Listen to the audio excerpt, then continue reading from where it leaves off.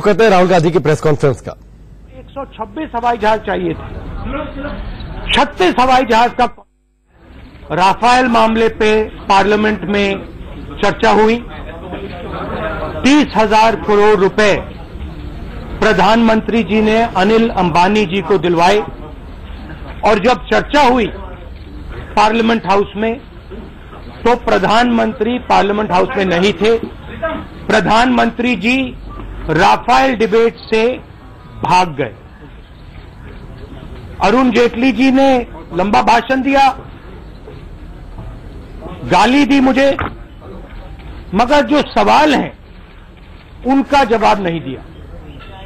तो मैं दोहराना चाहता हूं, आज शायद रक्षा मंत्री जी बोलेंगी, तो मैं दोहराना चाहता हूं, प्यार से दोहराना चाहता हूं कि 4-5 राफेल मामले पे सवाल है। पहला सवाल,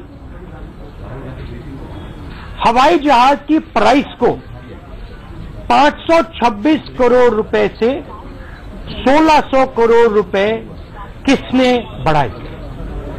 क्या एयरफोर्स के लोगों ने दाम बढ़ाया या नरेंद्र मोदी प्रधानमंत्री जी ने स्वयं दाम बढ़ाया? दूसरा, एयरफोर्स को 126 हवाई जहाज चाहिए थे, 36 हवाई जहाज का कॉन्ट्रैक्ट तैयार किया गया। क्या एयरफोर्स ने 36 हवाई जहाज मांगे थे या एयरफोर्स ने 126 हवाई जहाज मांगे थे?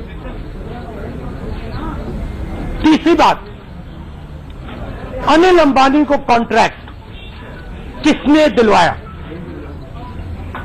हॉलैंड जी ने कहा है कि अनिल अंबानी को कॉन्ट्रैक्ट नरेंद्र मोदी जी ने दिलवाया है। डैसॉल्ट कंपनी की इंटरनल ईमेल्स में कहा गया है कि उनको ऑर्डर मिला था कि हिंदुस्तान की सरकार और प्रधानमंत्री ने कहा था कि अनिल अंबानी को कॉन्ट्रैक्ट दिया जाएगा। ये मेन सवाल है और हम चाहेंगे, पूरा विपक्ष चाहेगा कि जब रक्षा मंत्री प्राइम मिनिस्टर के बिहाफ पे बोलेंगी तो इन सवालों का जवाब दिया जाए। आखिरी बात, और ये शायद मेन सवाल है,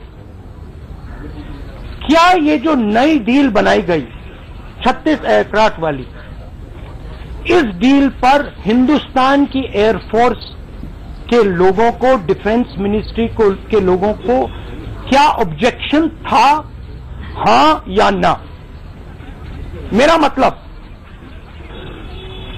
कहीं लिखा है, किसी फाइल में लिखा है कि defence ministry is objecting to the new deal? रक्षा मंत्री को हमें यह बताना है कि ऐसी कोई फाइल नहीं है रक्षा मंत्री के पास जिसमें साफ लिखा है कि the negotiating team is objecting to the new deal. ये सवाल है। मैं अंग्रेजी में भी दोहरा देता हूं अंग्रेजी पत्रकारों के लिए। Yesterday, well, there was a debate in Parliament, and I'm talking to the youngsters of this country, the farmers of this country. There was a debate in Parliament yesterday on the Rafael matter. The discussion is about a new contract that has been signed by the government of India, that the Prime Minister has personally signed.